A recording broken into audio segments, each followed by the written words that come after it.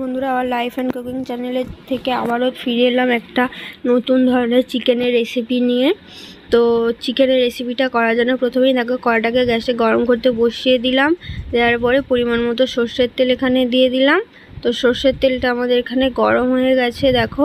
এরপরে আমি চিকেনটাকে ভালো করে আগে থেকে ধুয়ে রেখেছিলাম পিস পিস করে কেটে নেওয়ার পরে। তো সেই চিকেনগুলোকে এবার আমি তেলের মধ্যে দিয়ে দিচ্ছি। তো আমি যে প্রসেসে আজকে রান্নাটা করব তোমরা কিন্তু বাড়িতে অবশ্যই ট্রাই করো এবং করার পরে কিন্তু আমাকে বলো যে তোমাদের কেমন লাগলো। তো এটা একটু অন্য স্বাদের মানে ভিন্ন স্বাদের খেতে হলে আমার মতো এইভাবে রান্না করে দেখো, তোমাদেরও ভালো লাগবে।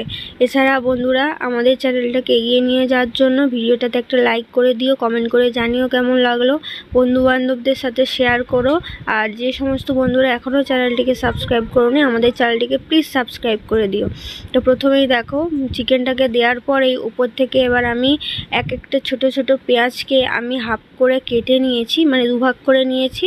নেওয়ার পরে এরপরে আমি দিয়ে দিচ্ছি টমেটোটাকে। তো টমেটোগুলোকেও হাফ করে কেটে নিয়েছি।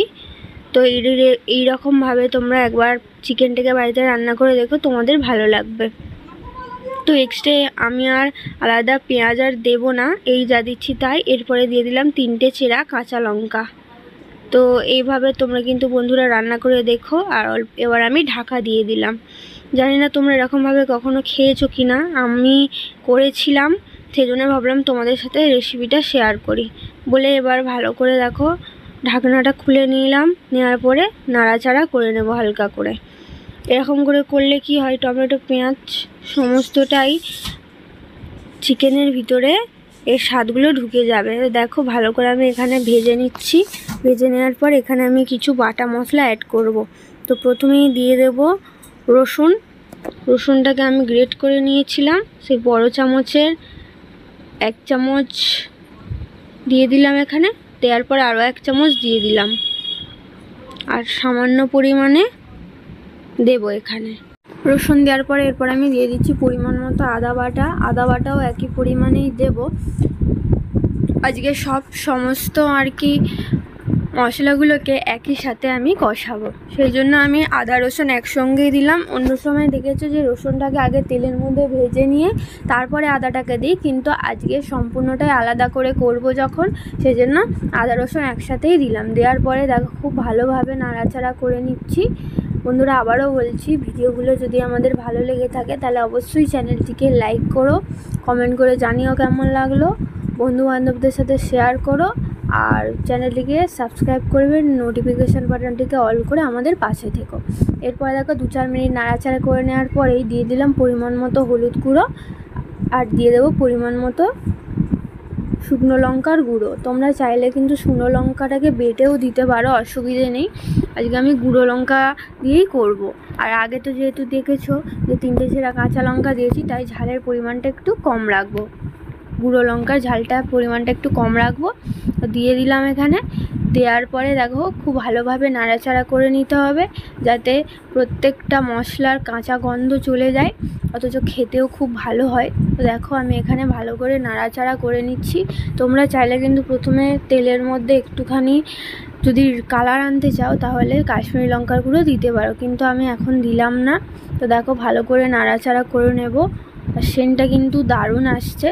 আর হলুদের কাঁচা গন্ধটা চলে যাওয়ার জন্য ভালো করে এটাকে আমি কষিয়ে নেব। তো অল্প অল্প করে এরকমভাবে কষিয়ে নেব দেখো।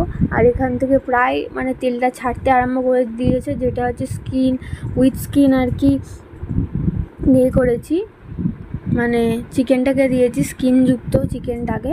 তো ভালো করে নাড়াচাড়া করে নিতে হবে সমস্ত কাঁচা গন্ধ চলে যাওয়া পর্যন্ত।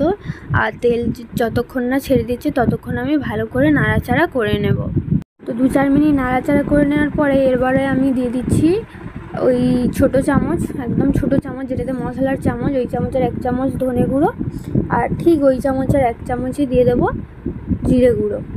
তো এই দুটো কিন্তু মাংস দিলে, এমনকি খাসির মাংসেও দিলে এর টেস্ট কিন্তু দারুণ হয়, খুব ভালো লাগে। তো যে যার রান্নার প্রসেস আলাদা, সেই জন্য তো এরকমভাবে করো।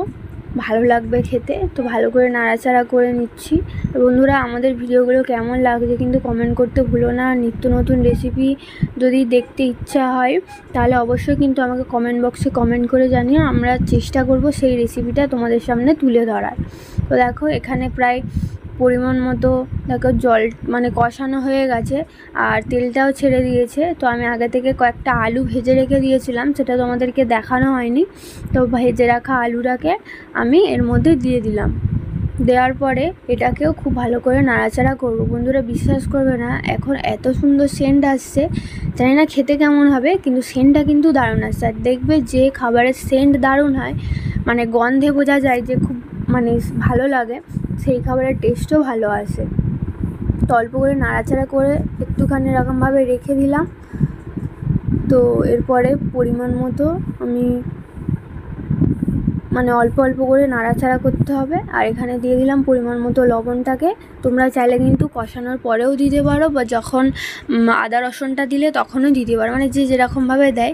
কিন্তু লবণটাকে বেশি কষিয়ে খাওয়া ভালো নয়, যাদের প্রেশার আছে তাদের পক্ষে তো একদমই ভালো নয়। এই যে লবণটাকে দিয়ে খুব ভালো করে নাড়াচাড়া করে নিচ্ছি। কালারটাও কিন্তু সুন্দর এসেছে। এটা তোমরা চাইলে ফ্রায়েড রাইসের সাথে খেতে পারো, যেহেতু আজকে আমি গ্রেভিটা কম করব। তো ফ্রায়েড রাইসের সাথে তোমরা খেতে পারো, পোলাওয়ের সাথেও খেতে পারো, আবার বিরিয়ানির সাথেও খেতে পারো। দিয়ে দেখো ঢাকা দিয়ে দিলাম, দিয়ে খুলে নিলাম। তো আমি এখানে হালকা করে জল অ্যাড করেছিলাম। তো সে দেখো হয়ে এসেছে আমাদের একদম সামান্য পরিমাণে। ধরতে গেলে আজকে এটা পুরো কষা কষা খাওয়া হবে।